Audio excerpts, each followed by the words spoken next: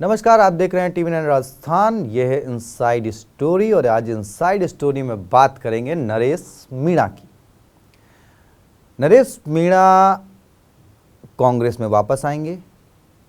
नरेश मीणा के लिए कांग्रेस के नेता सॉफ्ट कॉर्नर क्यों रख रहे हैं और नरेश मीणा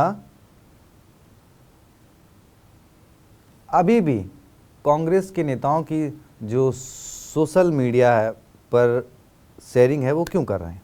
दरअसल नरेश मीणा ने प्रहलाद गुंजन के कोटा में दिए बयान को बाकायदा अपने सोशल मीडिया पर ही पोस्ट किया और लिखा कि भाई ये संसद पहुंच जाते तो कांग्रेस के ही कई नेताओं को जो है ना बुरा लग जाता और इसी वजह से उनको हराया गया।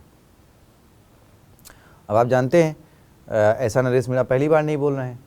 नरेश मीणा ने जी जान लगा दी थी जब 2024 के लोकसभा चुनाव थे और कांग्रेस ने प्रहलाद गुंजन को टिकट दिया था कोटा से।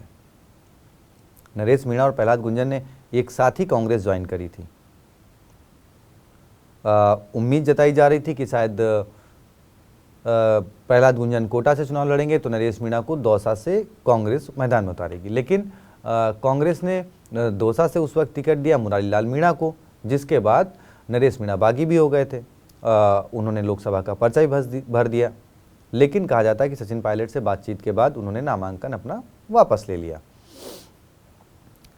उसके बाद जब उपचुनाव की बारी आई तो उन्होंने शायद दौसा और देवली उनियारा से टिकट मांगा, लेकिन कांग्रेस ने उनको टिकट नहीं दिया। फिर वो बागी हो गए, उन्होंने देवली उनियारा से निर्दलीय पर्चा भर दिया।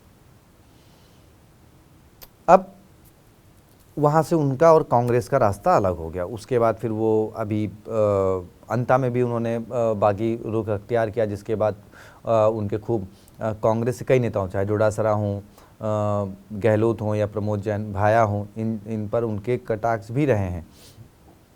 लेकिन नरेश मीणा एक सॉफ्ट कॉर्नर लेके चलते रहे हमेशा, सचिन पायलट को लेकर, प्रहलाद गुंजन को लेकर कभी उन्होंने कोई बात नहीं करी। आपको याद होगा अंता उपचुनाव के दौरान ही जब डोडासरा वर्सेस नरेश मीणा का एक काफिला दोनों आमने सामने आ गए थे, किस तरह हूटिंग हुई थी डोडासरा की। उसके बाद नरेश मीणा से अगले दिन सवाल पूछा गया कि भाई आज सचिन पायलट की सभा है और फिर अगर आमने सामने हो गए तो क्या हुआ।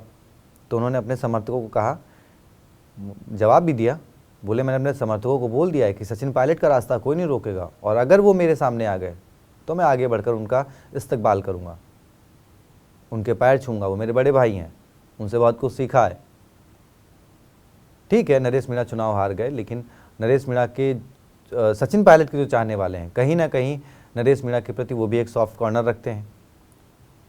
और नरेश मीणा की जिस तरीके से अभी कांग्रेस नेताओं में जो अभी हाल फिलहाल कुछ एक राम नारायण मीणा जी हैं, पूर्व सांसद रहे हैं, स्पीकर रहे हैं, उन्होंने भी कहा कि भाई कांग्रेस पार्टी अगर कहेगी भी नरेश मीणा के खिलाफ प्रचार करने के लिए तो मैं नहीं जाऊंगा, क्योंकि मीणा के खिलाफ मीणा नेता प्रचार करेगा तो कड़ी टूटेगी और कड़ियों से कड़ियाँ जोड़कर ही आगे बढ़ा जा सकता है। भले ही वो अपनी पार्टी उन्होंने बना ली है, लेकिन खिलाफ प्रचार करके फिर नुकसान हो सकता है। तो ये कई सारे समीकरण हैं। तो क्या 2028 चुनाव से पहले नरेश मीणा अगर नहीं कांग्रेस भी ज्वाइन करते हैं तो नरेश मीणा का सपोर्ट कांग्रेस की तरफ से होगा, 2-4 सीटों पर सपोर्ट हो जाएगा। क्योंकि देखिए लोकसभा चुनाव में जिस तरीके से कांग्रेस ने गठबंधन के साथ जो चुनाव लड़ा और कहाँ उसको 2 बार से 0 सीटें आ रही थी, कहाँ इस बार 11 सीटें हासिल हुई, 8 उनकी और 3 गठबंधन की। हनुमान बेनीवाल से गठबंधन था, राजकुमार राउत से गठबंधन था, CPIM से गठबंधन था। तीनों सीटें कांग्रेस ने इधर जीती, 8 सीटें अपनी जीती, यानी टोटल 11 सीटों पर कब्जा जमाया। तो माना जा रहा है कि भाई या तो नरेश मीणा को वापस लाने में कांग्रेस के बड़े नेता कामयाब होंगे और फिर नरेश मीणा 2-4-5 सीटें दे दी जाएंगी, या फिर नरेश मीणा अपनी भगत सिंह सेना के साथ उतरेंगे मैदान में और हड़ौती की कुछ सीटों पर कहेंगे कि भाई ये सीटों पर मैं चुनाव लड़ूंगा या मेरे समर्थक यहाँ पे चुनाव लड़ेंगे, तो हमें आपका साथ चाहिए। और मुझे लगता है कि इसका फ़ायदा नरेश मीणा से कहीं ज़्यादा कांग्रेस पार्टी को होना चाहिए। क्योंकि नरेश मीणा की जिस तरीके से युवा में पॉपुलैरिटी बढ़ी है और जिस तरीके से वो भले ही 3 चुनाव वो हार गए हों, लेकिन आप ये देखिए उन्होंने 3 चुनाव एक ही जगह नहीं लड़ा, एक ही ज़िले का नहीं लड़ा। पहले वो 12 की छबड़ा सीट से लड़े, दूसरे नंबर पर रहे, कांग्रेस को तीसरे नंबर पर ढकेल दिया। उसके बाद वो टोंक गए, देवली उनियारा पे चुनाव लड़ा, वहाँ पर भी वो दूसरे नंबर पर आए। कांग्रेस की जो सीट जो कांग्रेस से खाते की थी, जहाँ दो बार कांग्रेस जीत रही थी, वहाँ पे जमानत जब्त हो गई कांग्रेस नेता की, कांग्रेस के उम्मीदवार की। तीसरा चुनाव लड़ा उन्होंने 12 जाकर अंता सीट पर, वहाँ पर ठीक है वो तीसरे नंबर पर रहे, लेकिन अच्छे खासे मार्जिन से उनको वोट मिला। उन्होंने टक्कर दी बीजेपी के उम्मीदवार को। सोचिए जिसकी सरकार है, जिस पार्टी की सरकार है, उसका उम्मीदवार दूसरे नंबर पर और उसके और नरेश मीणा के बीच में 100-125 वोटों का सिर्फ अंतर है। तो ये नरेश मीणा के पास सिर्फ उनके ज़िले या उनके क्षेत्र या उनके गढ़ की जनता नहीं, सोचिए ना, 12, टोंक और बूंदी,